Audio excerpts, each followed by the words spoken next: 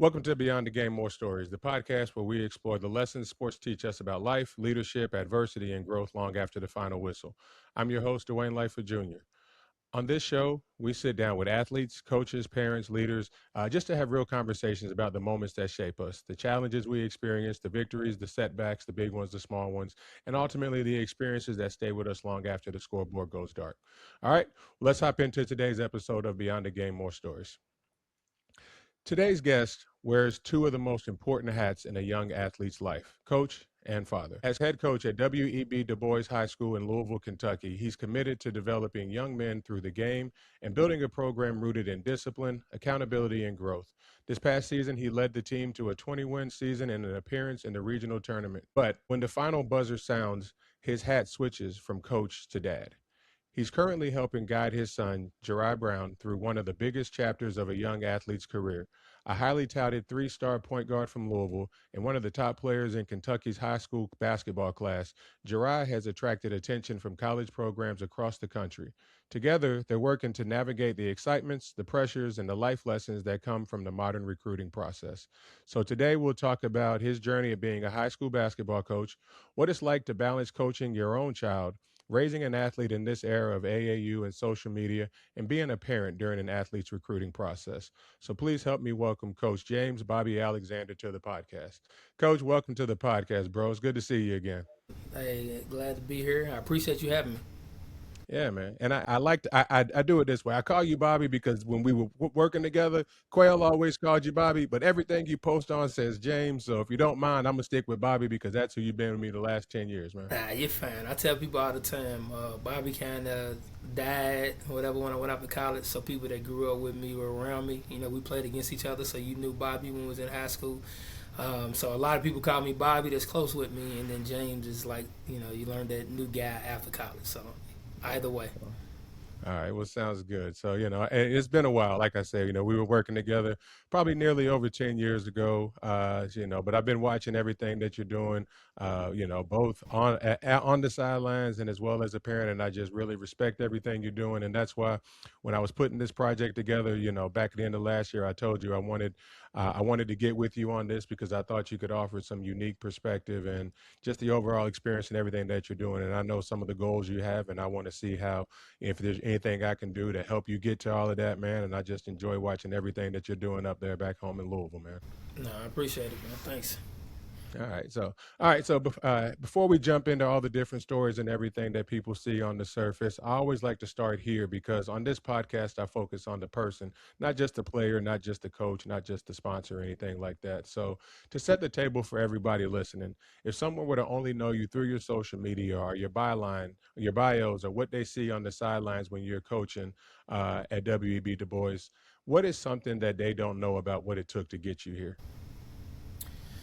What they really don't know, especially as being a coach at W.E.B DuBois, is I had a lot of opportunities to interview for a lot of coaching jobs in Louisville.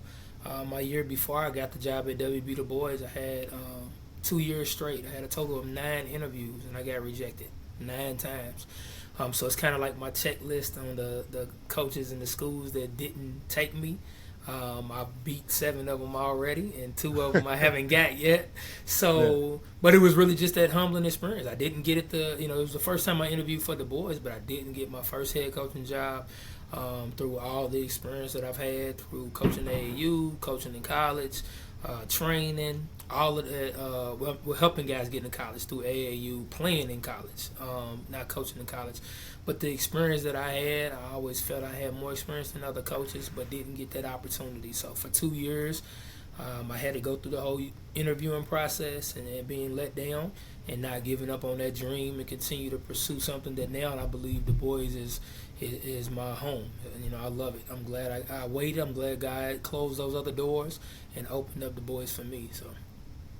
Yeah, no, you sound like I want to say it was Tom Brady, who was drafted in late and remembered everybody that was drafted ahead of him, and he came back and beat all of them. And all we them competitors, teams. man. We competitors. So every It time I always saw gets a it, always team, I was comes like, back. man, I want to show them that they picked the wrong guy. So that was my focus. That's just a competitive nature. Yeah, you know, being kids from Louisville, I know Lamar Jackson did that as well. Patrick Mahomes did it. You know, a lot of that, just like you said, that mentality that we have, that competition, that competitive. Okay, I'll show you. So Correct. who are the two schools you haven't got yet? I haven't got Christian Academy, so Cal. We haven't played them yet, so I'm trying to get them on the schedule. And I went through the longest interviews with him. I went through like 4 interviews with them. It was Yeah, I was that's down to the top 2, so went down to like 3 interviews with the ADs, and then they had a media person that I had an interview with as well. That went through all my social media and everything, and so Christian Academy is one of the schools, and then the other school, what was the other school? That's a great question. Hold on, let me think real quick. Oh no, so Seneca, haven't beat Seneca yet. We played Leroy's them. out there now. Yep. So we haven't beat them yet. Last year, we lost to them a little bit closer, but haven't got them yet. So Seneca was the transition from Quail leaving and going to Manual, and getting the opportunity to go there. So haven't got those guys yet, but got a chance again this year. Oh yeah, it's coming. I see it, and I know that's part of that reason why Cal's been avoiding you. You know, so you'll get him. So. All right, but again, like I said, I appreciate you doing this, man. Like I said, I think you offer a lot of insight and a unique perspective that a lot of people need to hear and learn. You know, both from the coaching side, from your players, from your own personal experience playing. But also on the parent side, like I said, you're bringing Gerard through this meat grinder that's going on now with the ever-changing landscape of the NCAA. So, So before we talk about the program that you're building today, I'd love to start back with your own story, your own journey. So take me back to your playing days. What sparked your passion for basketball, and how did you eventually ultimately find out that you had a passion to get into coaching? Man, great question. Long story short, I knew I had the passion for basketball when I didn't quit. Got an opportunity to go to college. Long story short, my freshman year, I played at Louisville Male. It was the starting point guard. Had a really good season as a starting point guard there. Sophomore year, went out, was inconsistent with conditioning, and didn't go to conditioning because I was chasing females, and ended up getting cut. So my sophomore year, I didn't play. I just played in the church leagues. My junior year, I made the team again. New coach came over from Eastern High School, made the team, but then I had to quit. My mom lost her job, so I went and got a job. My senior year, I didn't even go out for it. I just played in church leagues and continued to play around parks and loved the game. And I had a auntie up in Maryland and my uncle. We took a flight, tried out for my junior college basketball team, Montgomery College, Rockville, on a whim just because I loved the game of basketball and I wasn't ready to give up my dream. They allowed me to come on at Rockville, Maryland. Moved up there. My freshman year, played about 6 minutes a game. We were like top 3 in the country in our JUCO. And then my sophomore year, they usually redshirt guys. I just kept putting in the work up there in Maryland. And I averaged about 18 points a game. I was a second-team All-American guy. So from not playing a varsity minute to being a second-team All-American guy, I already knew I had the passion because I had a really good coach up there that pushed me a lot. Ended up going to Division II, played my career at Davis Nelson College in West Virginia. And then when I came home, it was really just playing in different leagues, getting the opportunity, want to be around basketball. And one of my close friends that I went to Male with, Trent Finley, he asked me if I would come and help him out. He was starting to coach his son in a church league at Canaan Christian Church, there where we grew up. And I think it was like a 10 to 12-year-old league. And got a chance. I did it with him with no problem. He said, come and be an assistant with me. And I loved it. Fell in love with it. That next year, I helped him out again, but then I got my own team with the 15 and 17 year age, the high school age, and then from there, interview was a middle school coach, and then with my cousin Miquel Coleman, when he got his first high school coaching job, I jumped on with him, and it's been riding ever since, trying to get better into AAU. So to answer your question, it's really just loving the game of basketball, not wanting to not be around it, and understanding that even past playing, I can still impact the game and have fun with the game of basketball. Yeah, and I love to do. This is why I love doing stuff like this, because I get to learn a little bit more about the people that I've known for a long time, and I get to learn a little bit more about things that I may not have known in the past. So you gave a lot of people, a lot of names. So I want to shout out a lot of people. Shout out to Trent Finley. Yeah. Shout out to McQuell Coleman. A lot of these names. Shout out to Little Trent. I remember watching him running around. But like you said, man, you had that drive and that passion of you did make the team as a sophomore year. Again, this generation has so many distractions. We just had girls back then, but now they got video games, social media, YouTube. They got so many distractions. But I love the fact that you were talking about, I went to church leagues, I went to parks nowadays, because nowadays we got kids. I ride past parks every day empty, and I'm in Florida. So it's hot, but we can play year round down here. Up there in Kentucky, we didn't get to play year round, right? Correct. So, Exactly. but I can ride past empty parks every day, man. It just literally makes no sense, and it's crazy. But I love the belief in yourself and the faith that you want to do this, and the opportunity that you got to make the most of it, to be able to continue to play and push through all of that, man. I'm proud of you for everything that you've been able to push through. And I remember that freshman male team. Y'all beat us. I wasn't going to talk about it. You gave us 50, though. I might have had about 18, but it wasn't a close game. I never beat. Nah, and that was one. Like I said, we only lost, I think we were like 30-1. We only lost to Trinity. And I was lined up to be that next guy, backup point guard or whatever, get the opportunity to play varsity. A lot of my peers still talk to me this day like, man, there ain't no way you didn't play. And I tell my son and a lot of my guys that I coach to this day, it's a blessing, man. You play a minute of varsity basketball. Like, don't take it for granted, because I never played a minute of varsity basketball. But I was blessed to be a 1,500-point college scorer, with 3-year starter, 3-year captain. So I've actually had a chance to play further and longer than some guys that played in front of me in high school. So. Yeah, very true. And that's one thing that I like, is because nobody's journey is the same as somebody else's. We kind of talked offline about just where some of this generation is. You got to understand what exactly your journey is, embrace it, and then go into that. Everybody's journey is not going to be that D1 dream you had. Everybody's not going to be Caden or Cam Boozer or Cooper Flagg or Darius Acup. Everybody's not going to be that. There are going to be some guys that find their ways. I know you. I'm pretty sure remember a name, Dave Harrison, was a guy, D3 guy, had a real solid career, and then even had an opportunity to get drafted in the NBA. He didn't make it, but he ended up, he was on the draft boards and everything. So everybody's journey doesn't look like the one that's highly publicized and that has 10,000 likes on Instagram. It's a real dog eat dog world out there, and you just got to find out where you fit in and take that path. I agree. Yeah. So like, as I said, we worked together at J-Town. I don't know if you know the story, but I had zero interest in coaching. And I found out that we talked about him, Coach McQuell Coleman, Central legend.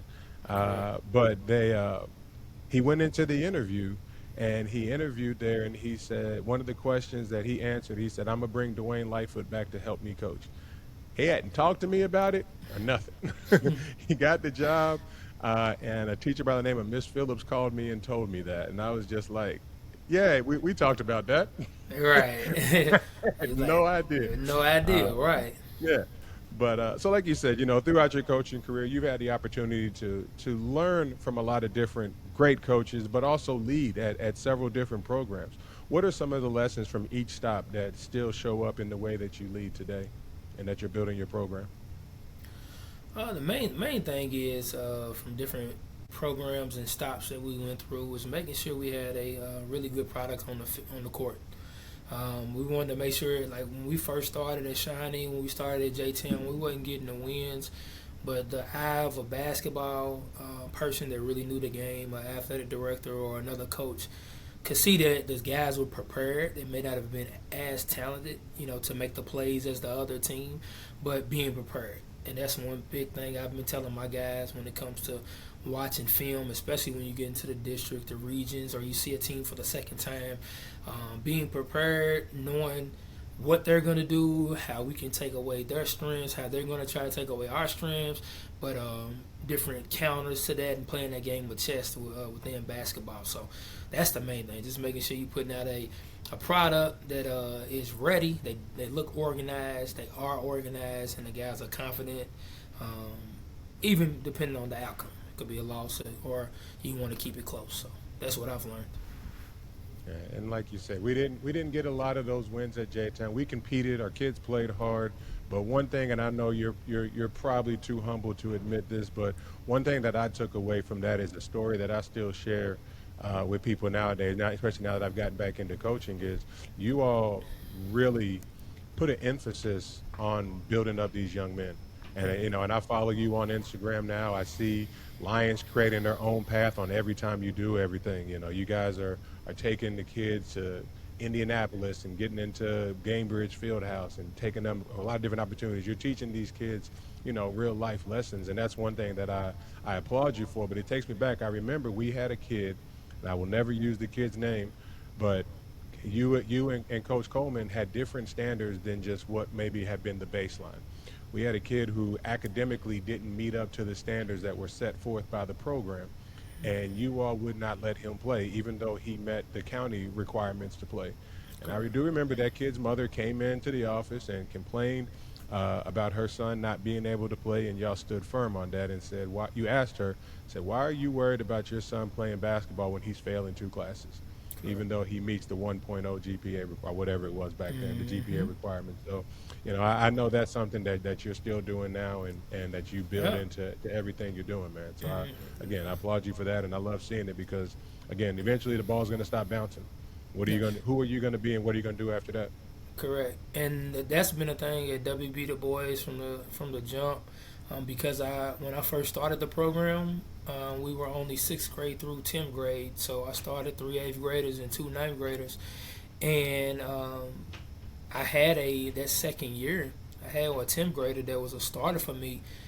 Similar, it wasn't as bad, but his GPA, it wasn't it. And I had told him, I sat him for 3 games and told him, I said, hey, I don't want a college coach to come your senior year and they're coming to recruit you and coming to see you play, and you not be eligible to play because we didn't nip this in the bud as early as possible. So as a sophomore, he sat 3 games. Once he took care of his business, he came back, and I never had an issue with him his junior or senior year.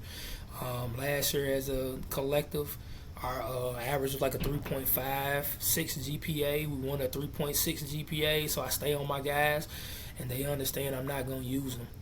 I'm not going to use them to win basketball games for me because I understand the importance. I have my associates, I have my bachelor's, I have my master's, my rank 1, so education is what pays me.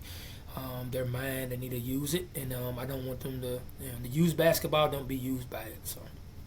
Yeah, no, and I remember when we were coaching together, you were taking classes. Yeah, I was. You were going through all of that, all that, the requirements and everything. So as you're coaching, going through school, again, you're a parent, you have a job, all of that. What did all of that teach you about just overall time management and how you had to get everything done, even when sometimes the days didn't allow for enough hours for everything to be done? It's crazy because it's the frustration I deal with now. I need a organized schedule on everything, and when it's not organized or not planned or if a wrench is thrown into it, I get frustrated because I know I juggle a lot. A lot of times I probably get frustrated if it's someone else that throws the wrench, not me on my own. But I really think it just happened, and I have those talks when I talk with my son and other players as well. When I left and went to Rockville, Maryland, I was 8.5 hours away from my family in Louisville. So I had to wake up every day with a goal. I had to have a plan. Like no one was gonna bail me out. No one was gonna wake me up. So Maryland was not as fast as New York, but it's not slow as Louisville. Louisville is just we'll get there when we get there. Is the kind of expectation, and that's the culture. But New York, everybody's on the move, hustling and bustling. Maryland's right in the middle. Them in Philly, where you better get up with a purpose, or you're gonna be left behind. So I was able to bring it home once I left Maryland, and I've been like that ever since. So understanding that I need to have a plan. I wanna feel positive about myself every single day. Live every day where I have some goals that I've set out for myself and I've accomplished them. So I'll text myself every night 4 or 5 things I need to get done, if not more, and I feel accomplished when I'm going through my text messages and deleting them when I completed certain goals. So I love hearing that, man. That in itself is just accountability. Something a lot of people don't understand, and I learned that lesson much later in life. When I was a senior in high school, Jeff Morrow was probably the first person to really hold me accountable outside of my parents. Because again, we're student athletes, so the student part first. But I love to hear that, that even today you still find ways to hold yourself accountable, and that rewarding feeling you get when you achieve that is what makes it all worth it, and what kind of drives you and motivates you to continue to stay that on that path and everything. Yes, sir. All right. So, like I said, you wear multiple hats. You're a former player, now you're a coach, and you're getting to see the game from multiple perspectives.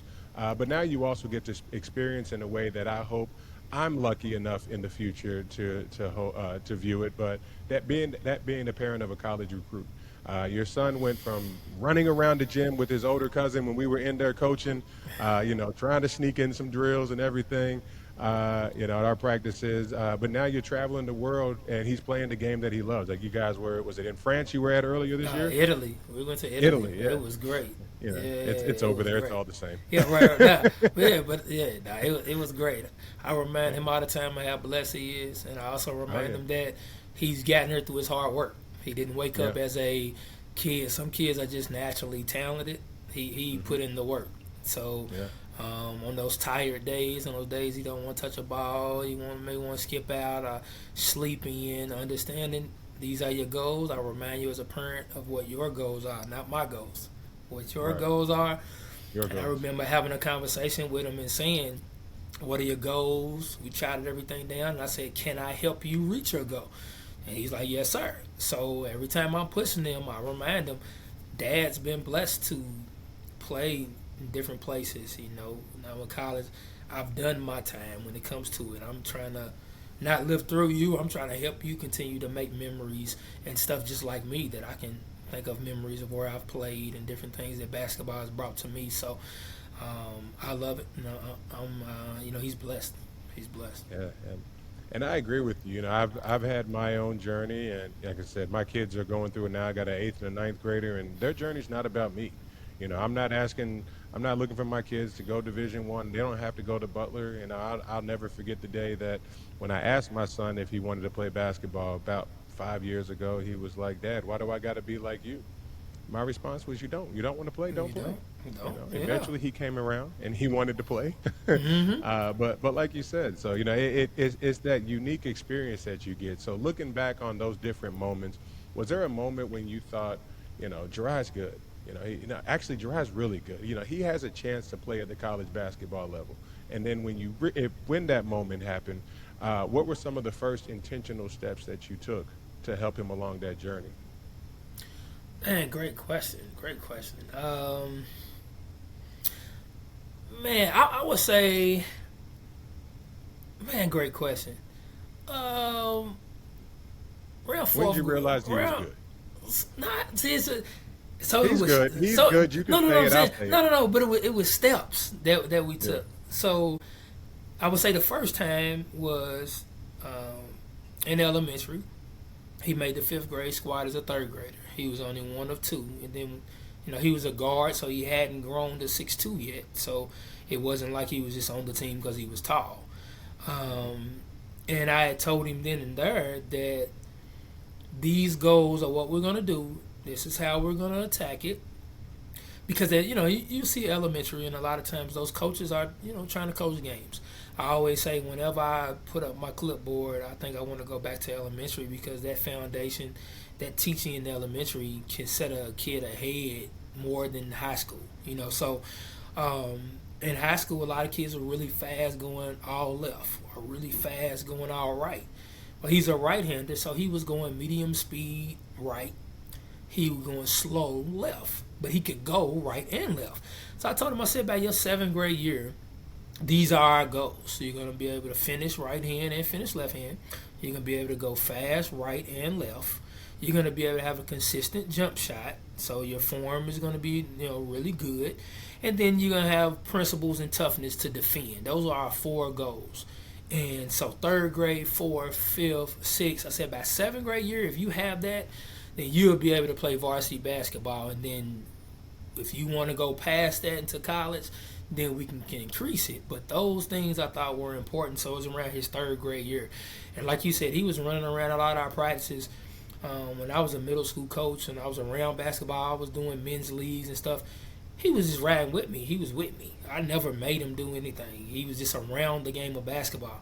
And then it got to the point where he would jump into some of my drills when I was training and stuff like that. So I would say 3rd grade was the first.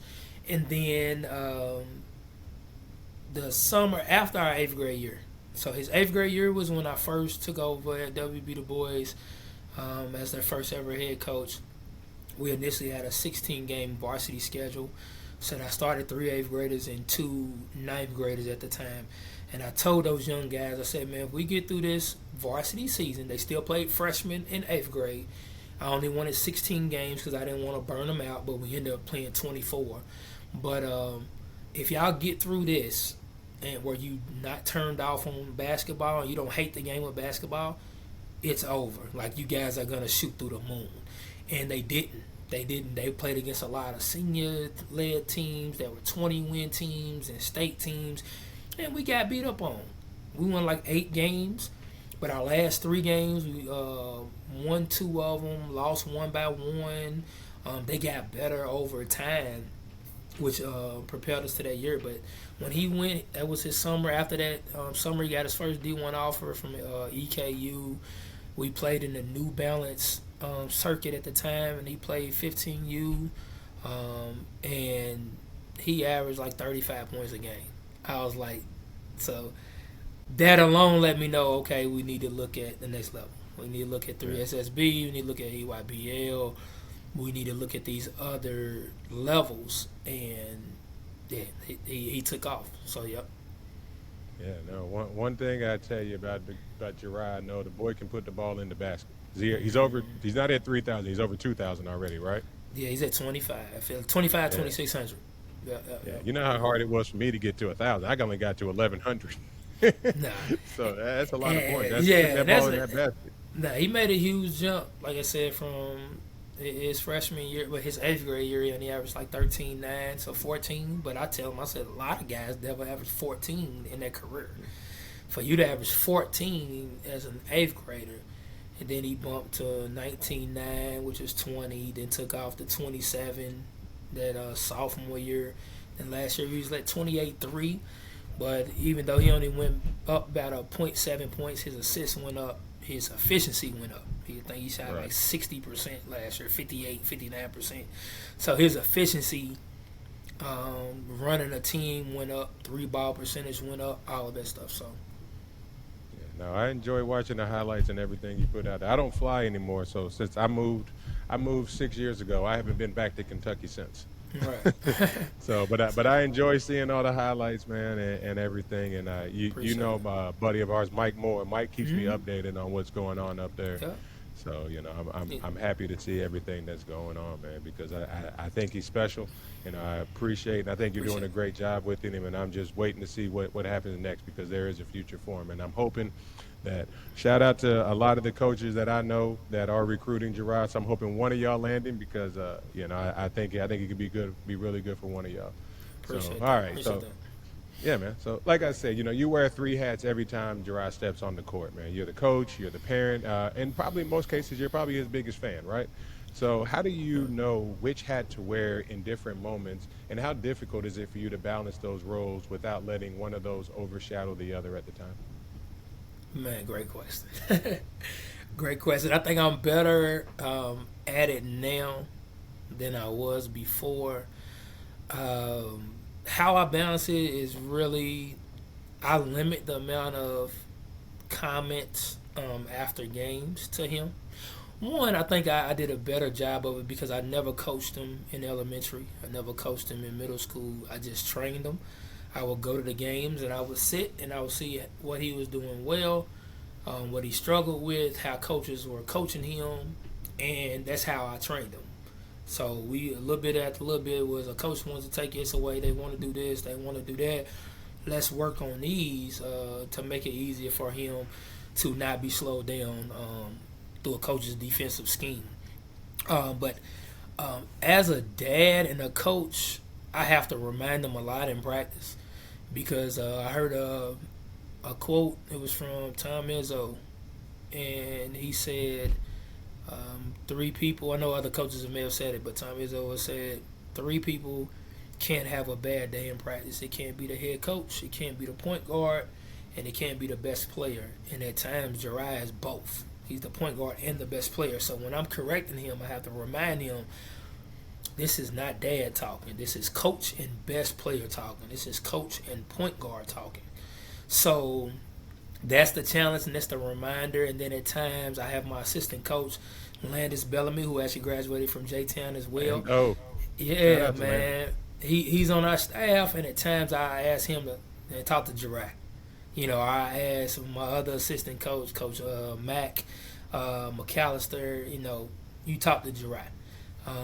Can you talk to him? So that they're saying and they know exactly what I want and what he needs to correct, where it's not always coming from me. So then I love as well. I've never coached him in AAU as well. So that's what I love about his journey and his growth is that he's been so well, not just in the high school level, but on a national level. Being blessed to have 13 Division I offers in this day and age of college recruitment. He's top 11 right now in scoring in 3SSB, 17U, and he's 8th in assist. So he's doing well at the highest level. 3SSB and EYBL are the top circuits in a lot of people's eyes. As you can see through the draft board, a lot of people played 3SSB and played EYBL. They just got drafted in that first round of the NBA or top 100 kids. So he is having success, and I'm sitting over with Gatorade and just cheering as a dad. I'm not Yeah, on the bench AAU. I'm not doing none of that. I don't even yeah, talk in practice. yeah. So I love that aspect of it. So it's really just giving him a break from my ear and having other coaches talk to him. And then when I am ready to correct him, reminder is coming from coach, not dad. Yeah, and I think that is a great philosophy, and it's one that I hope to get to because I still help out a lot where my kids are around, but I do think they get the benefit of being able to hear a different voice. That is huge for them, and I go back to like I said, I love the foundation that you built. If I remember correctly, you and your cousin had a training program. Was it called Building Blocks? Is that what it was Building called? block, yes. Yeah, so Yeah. y'all built it from the ground up, and yeah, that's the same way that y'all are building players, so that way they understand the game. And like you said, you started off with that list of four things. We're going to be able to go right, we're going to be able to go left, we're going to be able to go full speed, we're going to get a good looking, Finish, consistent yeah. shot, we're going to be Finish able to both finish, we're going hands. to be able to play Correct. defense. Yeah, it's all those pieces that go together, and I like hearing that because a lot of kids these days, they're how good their game went is based on how many times the ball went in the basket. I'll talk to a kid that I didn't get to see their game, and I'm like, well, how'd your game go? He said, oh, it was all right. I didn't shoot well. I only had 8 points. I was like, well, what about everything else? Did your team win? How'd you play defense? Did you get any deflections? He was like, oh, yeah. It's like, you can't really define if you had a good game or a bad game based on how many times the ball went in the basket. I told him, I said, hey, Correct. how many shots you take in this game? Oh, I took 10 shots. Okay, how long did it take you to take those 10 shots?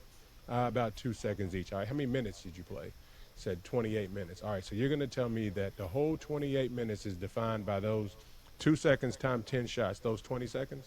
Correct. No, you're right. I know. Like it can't just be all about scoring, Right. because there's, Jirai is, but there are very few 20-point per game scorers out there, Hmm. right? So you got to figure out what else can I do? How Correct. else can I contribute to doing this and helping my team win? Correct. All right. Yeah. So being both the coach and the parent gives you a perspective that very few people get to see as you go through Jirai's recruiting journey. What has his recruiting journey taught you about leadership and parenting, and just knowing when to step in versus when to let Jirai figure it out on his own, and as you say, create his own path? I think with his recruitment, it's really been telling him just to focus on his work. Not celebrate every one of them, but understand what the next steps are. So, like for example, with him having the offers he has right now, and I've told him you have two live periods in July. Let's focus on making sure you're healthy. Your body's taken care of. We're getting our shots up. We're in great condition. And then once that's done, don't worry about what you have. I say you're blessed right now with 13, but that can go to 30. It can go to 25 and go to 20. And then in August, we'll sit down and then we'll communicate and we'll talk about official visits and what we think the best fit is for him. We've had trips where we drove, and I've asked him, what are your top schools? And he would tell me, and I have him do research on the phone while I'm driving. And what are you looking for? What are your important things that you want to do when it comes to your recruiting? What's important for you and stuff like that.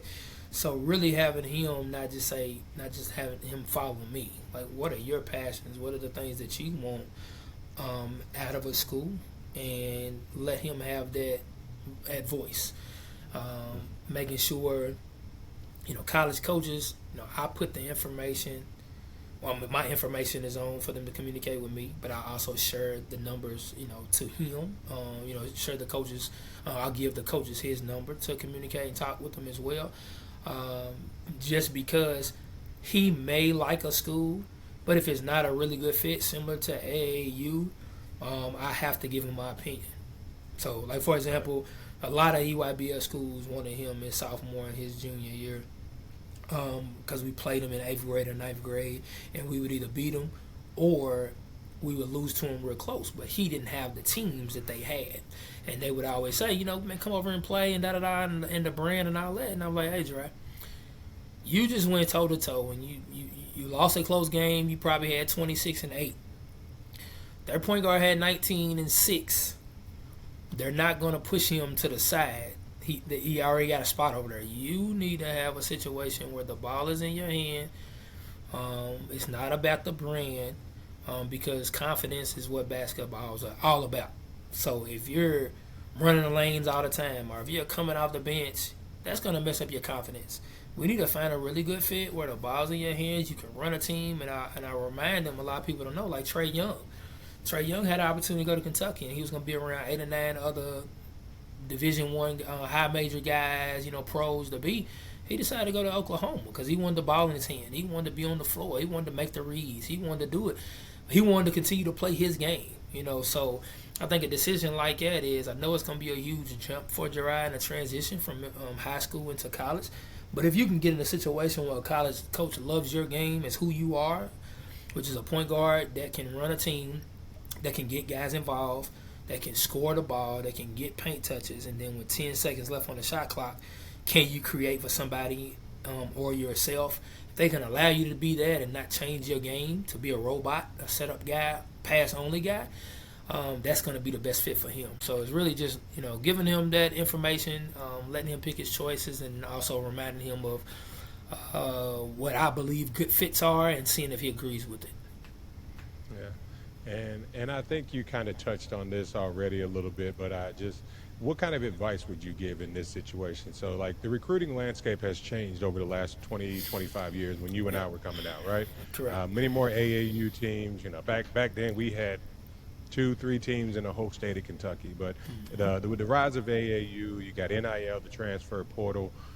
Again, the whole recruiting landscape has changed. So As both a parent and a coach, you've experienced this evolution firsthand. Like you said, you help guys get into college through AAU before, Correct. but and I know, like I say, I know you kind of hit on this earlier, but how do you approach Jirai's recruiting journey through AAU, and when did that start? Kind of what age-wise do you feel, and grade-wise do you feel are some of the biggest milestones that kids and parents need to understand about the AAU game now? Man, great complex question. I'll attack the first one. Jiraiya's end all be all right now, and we've talked about it. Our goals of attacking the landscape is the quicker you can get on the floor as possible, you're going to have success. So he has been recruited and talked to about a lot of high major coaches, low mid majors, high mid majors, power five schools as well. But the fit is an opportunity to play, which it could be a mid major that's allowing him to play and make some mistakes early as a freshman, or a high major conference but bottom of the conference team that's going to allow him to come on and play early and make mistakes. The reason because of that is a lot of coaches are recruiting right now saying, come here for a year, come here for two, and I'll take you to the airport for these high majors, da da da.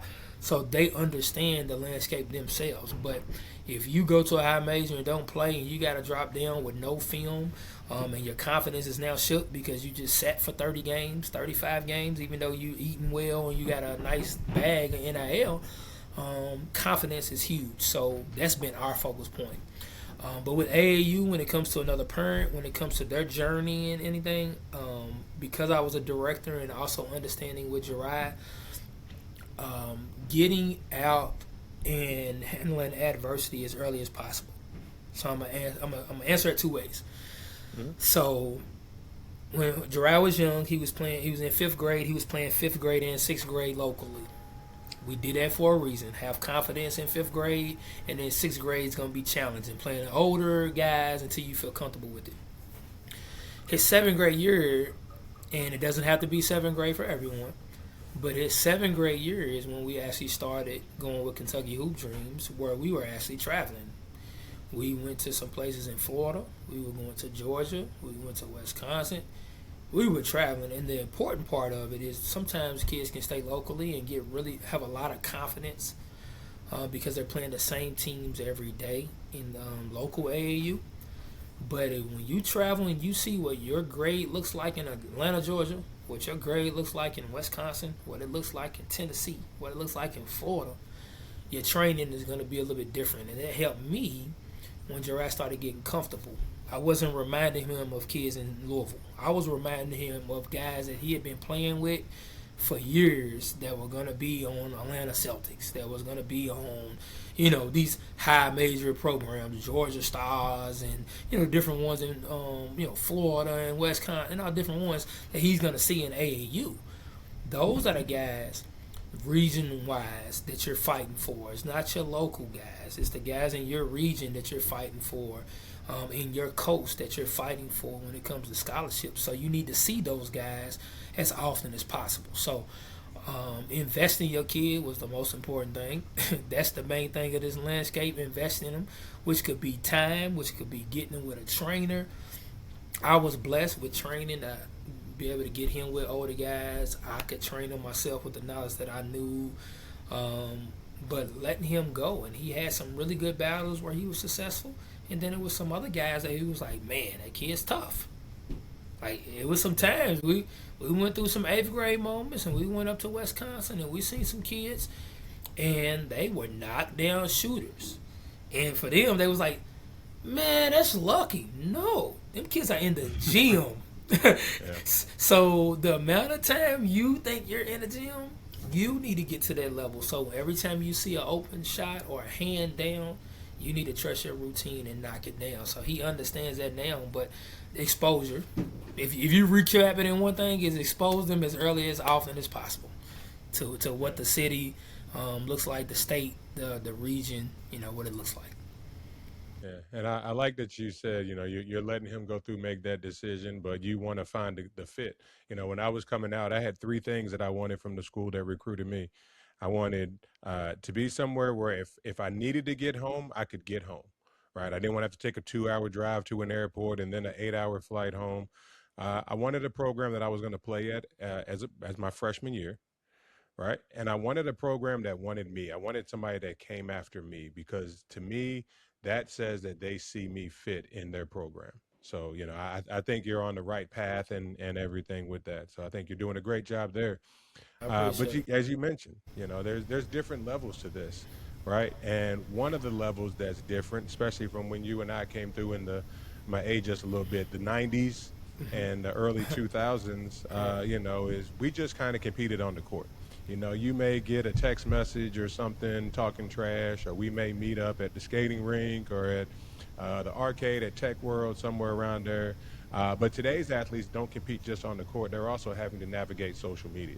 Correct. So when you have a good game, you get all the praise. But when you have a tough game, it brings criticism online, and that's something that impacts kids. As I went through my journey, I understand the mental health aspect that can be impacted with this kind of thing. So, as a parent, how do you help Jiraj stay grounded through both the compliments and the criticism? Because, like as we all know, there's going to be a lot of expectations on him as he's going through this. Oh man, reminding them when we're training, remind them and understanding. So like right now, Instagram, he gets a lot of the love, the likes, the hundreds, the goats, and all those different things, and remind them just to stay humble. Um, Remind them that, like you just said earlier, really good games are not all about him scoring, him impacting the game. So I really coach Gerard more on his vision, his defense, and his rebound ability more than I do his scoring because I know he has the ability to do it, but I also know that those other things are going to be needed for him to meet all his goals.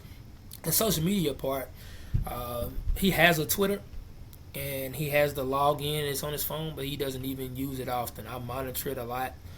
For some reason, I see more hate on the Twitter and the X or whatever than you do on the Instagram.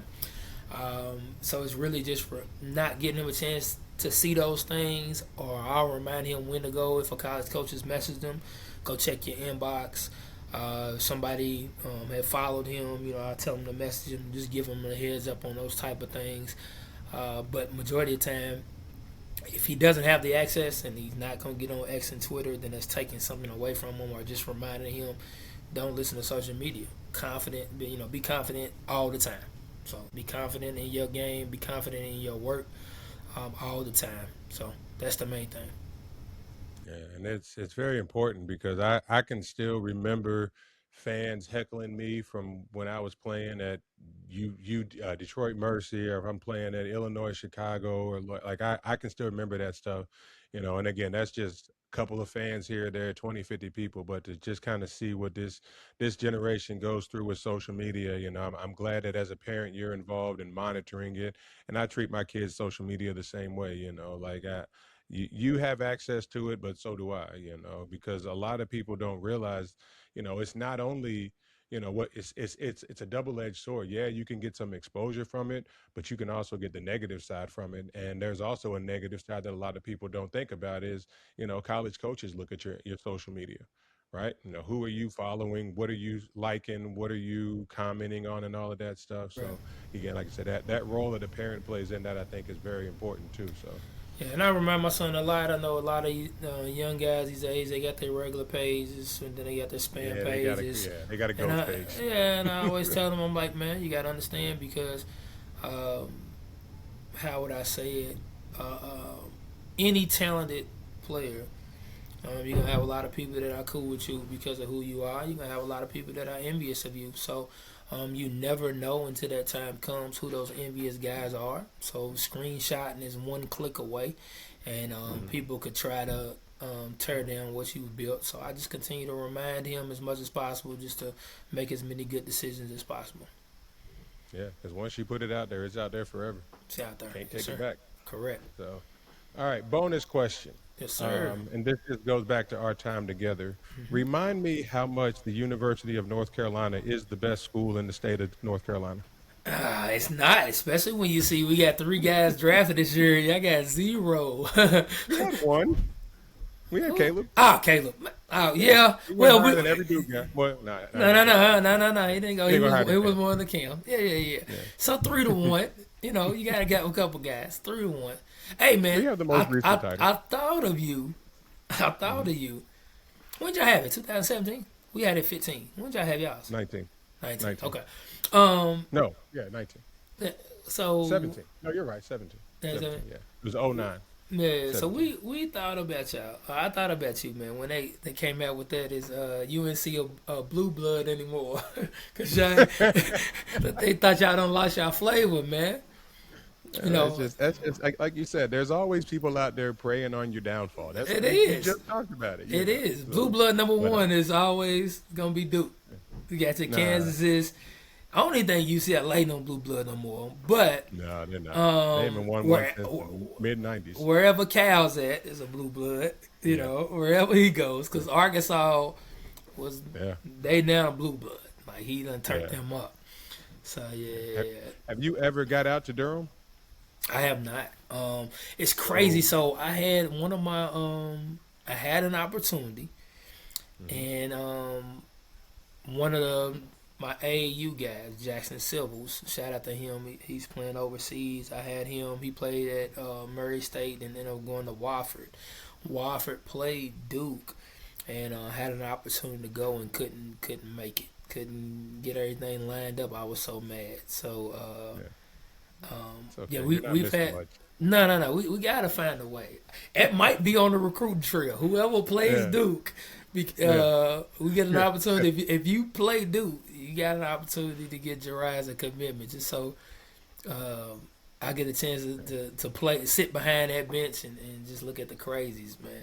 Even though they're gonna be, yeah, booing him and fingers him. yeah. You don't get all I, of that. I ain't So worried about we that. played there when I was a junior, but my kids' AAU team was on the EYBL circuit this year. We had to go to Bermuda Run, North Carolina, and like I told you, I don't fly, so we drove.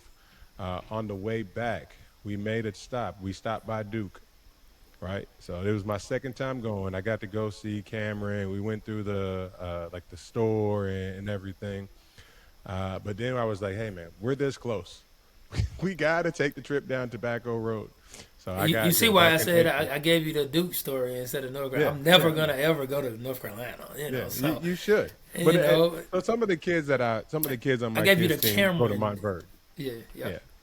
Some of the kids on my kids' AAU team went to Montverde, so they know Cooper Flag. So Mm-hmm. they're Duke fans because of Cooper Flag. So they wanted to go, but I got a chance to go to Chapel Hill for the first time. And man, I'm telling you, you got to get to Duke because because again, we're Louisville kids walking around the sack and stuff don't do nothing for us. Correct. You know, Right. when you get a chance to walk on that campus and you see them Shasheskyville signs and you see just them old ancient looking buildings and just all the history in there, man, you got to make it out there. But ultimately, I just want to remind you that you did say that North Carolina is the best school in the state. No. Yeah, I actually got it. It's crazy. So my cousin, his daughter, so she's also my cousin as well. She actually goes to Duke. So when he goes and drops her off and picks her up, Yeah, he sends me pictures and everything. And I'm like, man, yeah, I gotta get there. I gotta find a way to send her some money or something when they send out there in them tents or whatever to get and me a them ticket tents, too. yeah, Give me a yeah, they ticket be out too. there. Yeah. Yeah. So, all righty. Well, like I Now, said, I wanted to just kind of talk with you, kind of look back at just some of the things that you've done, but also talk about your experience as a coach, as an AAU developer, and as a father going through this recruiting trail. But right now, I want to pick it up a little bit. So I want to play a couple little games with you. all right. I think I sent you over some of this stuff so you can kind of see it there. But the first one I want to play is called Parent Draft Board. So what I'm going to do is I'm going to give you a list of a couple different qualities, and I want you to rank them from most to least important. Okay. All right, and then I want you to tell me why you feel this one is the most important or this one is the least important. So as we're looking for, as we're going through Jariah's Okay. recruiting process. All So right. all right, so Yep. most to least, coaching staff, education, playing time, NIL opportunities, distance from home, team culture, facilities, and player development. What's the most important? What's the least important All on right. that list? Most important on that list is playing time. Playing Hmm. time. Having the opportunity to get on the floor, like we talked earlier. Having an opportunity to make some mistakes. And then if it's not a really good fit, because now you're getting 5 years to play, you have an opportunity. You have some film. You have the film to showcase your talent. I would say second to that would be coaching staff, the coaching staff and the player development, because you don't want to go in. So I would say that was 2 and 3. You don't want to go into college and you want to continue to get better. You don't want to be the same player. So we really think it's important when coaches come and tell us what they love about Jiraiya's game and what he continue to work on. How he can get better. I think that's important, because two things is gonna. If the coach knows what you need to work on so you can stay on the floor even more. I'm a basketball guy. We're basketball guys. So we understand when the coach is doing that, he's correcting you. He's trying to tell you something to keep you on the floor, something he needs to see more from you to play more. We don't take it as a negative as some young men may do. So if you can see some flaws in our game, I even talk to a lot of coaches that tell me, what drills do y'all do? What type of offense do y'all do? So if we decide to commit, I want to implement some of his training and some of his drills and some of the skills name and reads into his high school stuff to help him out, to give him a better transition. Because a lot of guys are not graduating early to go to college basketball because you're missing your senior year. So, but it may give him a leg up of the terminology and what the coach is wanting from him when you do get there for summer workouts and stuff like that. Number 4 on that, I would say NIL opportunity. We want an opportunity. I tell him all the time, it's why he hasn't got a job in high school. I say, y'all different than us. We were all about make it to the pros, make it to the pros, make it to the pros. That was the money. And it's like, man, you guys got an opportunity to set yourself up with a nest egg to either invest, buy property, start your own business, where after you done playing 5 years of college basketball, you don't have to rush and get a job. Like, you can mess up. You can go into entrepreneurship. You can work for yourself. You can use yourself. You don't have to just go and get a random job if you do it right. So having an opportunity to get those NIL opportunities where you can get those funds and you can save it and you can invest it and stuff like that. So we have 2 kids from Louisville. I will say one of the best ones that we've ever seen do it, rest in peace, was Junior Bridgman. Yep, Take exactly. that money and put it back. Exactly. So Jiraiya's been able to see, me when it comes to different investments and business stuff. We've been working with him because shout out to Chris Dow, forever underrated. His brand, Jiraiya has his signature brand through his company, so he's been learning the NIL on his clothing brand. So giving him that opportunity where he hasn't had to put any money into it. It's really just continue to build your brand, rep your stuff, be prideful in your stuff, and then you can make some money on the side with that. So teaching them that entrepreneurship and that business part. So where we at 4? Or did I say 5? Yep. So we at 4. So NIL. So I already said NIL player playing time, coaching staff, and player development. That wasn't in that order though. Education has to be 5th. Just because Jiraiya has saw me. He's been there for me for everything. After 5 years, you coming out with a piece of paper. We're just not doing the catering classes. We're not doing all that. We're not doing it. Like right now, he's did it in high school, and I'm glad that my son's trusted me because since his 8th grade year, we've been taking classes in the summer. So his senior year, all he needs is senior English. That's all he needs to graduate. So now he can take some college level dual credit courses. He's going to attack 2 of those this year. So he understands the importance of education. So we'll do the same in college. Find him a fit, understand those first 2 years. You're going to be doing your general studies. And then you know how we are as guys. We change what we like all the time. Yeah. But you can't get a degree if you got just cookie cutter classes all the time. So we're going to dive into something and see what his love is and his passion and make sure I can cheer him on as he graduates as well. Distance, team cuts. Well, I would say distance from home would be 6th. So second to last would be distance from home. Because we've flown to Cali, elderly, we went to He has a lot of offers from different places. And I know my growth I had was when I left Maryland and went to West Virginia and stuff like that. You're gonna grow the further you're away from home. Home's gonna always be home, and you got a chance to spread your wings. So I've told him I don't care. You go to Louisiana, you got places in South Carolina, you got places in Tennessee, California. Man, go where you're gonna get an opportunity to grow. And be the best version of you. And then last will be team culture, and I only say that because of the day and age of NIL. A lot of these teams, not a lot of people are staying. So you're going to be learning team culture on the fly. Coaches are going to have to figure it out because only they know, unless the guys are talking, who's getting paid the most money. So you got to figure out how can I have this guy buying a role, knowing that he's maybe trying to get that next paycheck, but he got to do it.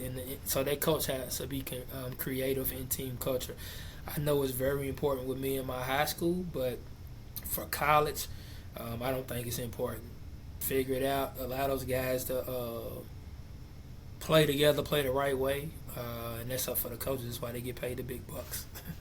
Yeah, and I've seen several instances where, coach has 0 returning players. I've tried to get some of my former teammates are coaching, and I was talking to them, get them on the podcast, and they're like, hey, I'm going to do it. I just need to get through this transfer portal. We got to replace 10 guys. I was talking to one guy we talked about, Indiana State. They lost a lot of their guys, and he was telling me, I got to replace 10 guys, and I'm like, man, I just couldn't imagine. So again, glad that wasn't there when I played. Correct. Yeah, I probably would have left. Yeah, that culture and that type of thing, man. But I tell people all the time, I know it's a soundbite, it's a side on it, but I tell people all the time, like this day and age, how NIL is and the turnover. I think the two important people that are important when it comes to this landscape of basketball and understanding turnover are JUCO guys, because they're always dealing with turnover to create a really good team every other year, every 2 years, and AAU coaches. If you got really good, some guys that's with AAU or that's on your staff or have a connection on your staff, or guys, because there's a lot of high major coaches and a lot of Division I coaches that are calling it quits because they don't want to have to talk to the NIL rep. They don't have to recruit the kid, the NIL rep, and the player, and do all that extra stuff and deal with money. I think if you got some JUCO guys and some AAU guys around, it'll make some more transition because they're used to that turnover. Yeah. Like I said, the landscape is constantly changing. So it is. All righty. Next game, rapid fire. Yes, we're going to sir. play a game called Recruiting Red Flag. I'm going to give you a scenario. Just quick first response. Red or green flag is all you got to say, all right? Yeah. All right. The coach only talks to Jirai and never talks to you. Red flag. All right. Coach knows Jirai's GPA. Green flag. Coach promises immediate playing time. Red flag. Yeah. And can I expand on agree. that real quick? Yeah, go ahead. Just That's a because red I've flag talked for me to too. I've talked to a couple coaches about it, because I've told Jirai, long story short, we gonna go through our whole process. We want to sign and commit that early commitment in November. But I also told Jirai, you're gonna, just because I want him to play his senior year stress free. But I said, you do understand there's a transfer portal before you go on campus. So if a coach has a chance to get an older, more experienced top guy that he feels he's going to make his team better, he's not just going to say, I have Jariah Brown and I'm going to not recruit this kid. You're going to have to compete. It doesn't matter what they say in November. Once you get there in June, you're going to have some guys there. They're going to try to make their best team as possible. So, yeah, we can keep going. But that's a red flag. Yeah. No, and I'm glad you said it, because I agree. I totally agree. And I, as somebody who I signed in the early period too, so I had that stress-free senior year, it makes it a lot easier for you. Yeah. All righty. The coach asked about characters before talking about basketball. Green flag. Coach remembered your child's birthday. Green. Coach watched your athlete play but never introduced himself to you. Green. Just because I know the AAU realm, if it was coming from a parent, it'd be different. But AAU realm, I got a lot of offers, and we've had a lot of offers of kids that coaches just want to continue to see. They want to see the progression, and then their time they'll come. And then also you understand, you just gotta find one, man. Every coach is not for you. Yeah, Every and program I've is not talked for to you. several. Yeah, and I've talked to several of my friends and former teammates who are coaching, and they always say they're going to try to see a kid at least 3 times. Mhm. They may not always stay for the whole game and everything. So I And you agree with that. don't, and we don't want, you don't want even any of those favor offers. You want to have Yeah. committables. Do you really like them? Those type of things. So yeah, keep going. Yep. All right. Coach asked if NIL was more important than academics. Green. They asked that question, so I like them being straightforward. Yep. Yeah. Yeah. The coach stays in touch after a rough game that Jari's had. Green. All right. Coach is honest about areas your athlete needs to improve. Green. All righty. Your official visit feels overproduced. I'll say green. I mean, they trying their hardest. I will view it as they trying their hardest. All right. A coach gives you a timetable on accepting a scholarship offer. I'm gonna say green. The reason It why I happened to say me. the reason why I say green is because because I've been through it. I'm totally honest when it comes to Jari, and I let him know that, man, a lot of these coaches, we will know who really loves you in the end of July when it's time to sit down and make official visits, because now they got to put their money in there. They will tell us directly if it's committable. We had those conversations because you may be 2 on their board, you may be 3 on their board, you might be 1. They're gonna be honest when they're talking money. You know what I'm saying? So just because you have the offer, you may be 5th on their board. And they're waiting for some guys. So for a coach to tell us that type of thing, that's letting us know that where he is, on their board. Right. Yeah. And I agree. When Butler offered me, I had a week to respond. Yeah. All right. So as a parent, you feel at peace when you leave the campus. Green. All right. Last one. The coach watches Jari's full practice instead of a game. Green. All right. I've had a Last lot of game. coaches do it, man. I had a lot of coaches do it, and it was nice. We had them come in, and it came 2 things.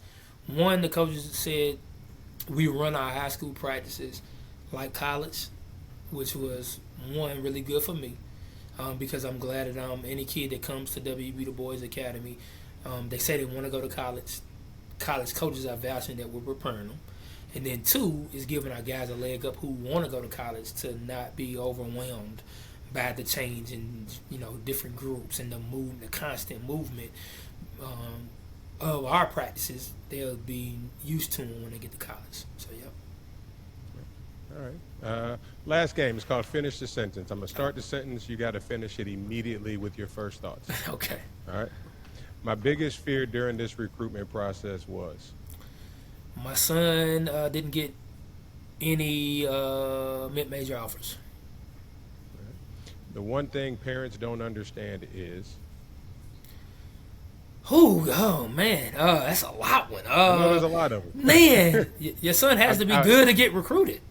Like, you have to produce in high school to be recruited. If I could start over, real quick, bonus one. Give me another one. Give me another one. Another one else that don't parents that the best guys shoot all the balls. The better players shoot the basketball. They get the most plays called for them. You feel. Yeah, that's not who the parent feels is the better player. Correct. Yes. Yes. Jimmy needs more shots. No, Jimmy doesn't. No. It's the reason why kids are open. And there's a reason why. But coach, I was open. There's a reason why. There's a reason why you're open. Correct. So the better players get the most shots. Yeah. Yes. If I could start over. Oh man, that's a good. Oh, hold on. If I could start over, I would have put him on a more consistent schedule earlier. The best advice we've received during this recruitment process, whether it's for him or for you. Enjoy your senior year. The hardest part has been. Seeing him get hurt, That's yeah, heartbreaking. he got yeah. Well, our second tournament was up in Pittsburgh, and a lot of people don't know. We were playing against EYBL team. Their point guard was Mount Vernon's point guard, and Jari was real up on that game. They jumped out on him. Jari's team jumped out on him early. He was hyped. Kid jumped into Jari and made him bite through his lip, so he got stitches. So we're in Pittsburgh, and I had to rush him through. Big gash. He couldn't play. Missed the first two games of the tournament. We got stitches, and he tried to get back on that Saturday. Played again after having stitches, and he goes up. He got like 6 points, 2 assists, 2 rebounds. He's balling and rolls his ankle. So it's like in the same tournament, in less than 24 hours, he gets hurt twice. And it's like, man, we can't catch a break. So in 6 days, get ready for California, the first 3SSB. Um, 3SSB, it wasn't a live period yet, but it was the first tournament of 3SSB. And he had to wear an ankle brace. He wasn't 100%. And he played well, but he wasn't 100%. He wasn't himself. But seeing him get hurt in the game, it's like, man, in front of these coaches and in front of, let's just be healthy. I'd rather you get hurt when it don't matter. But when you're playing, in front of something, just seeing your kid get hurt, that hurts. Yeah. Yeah.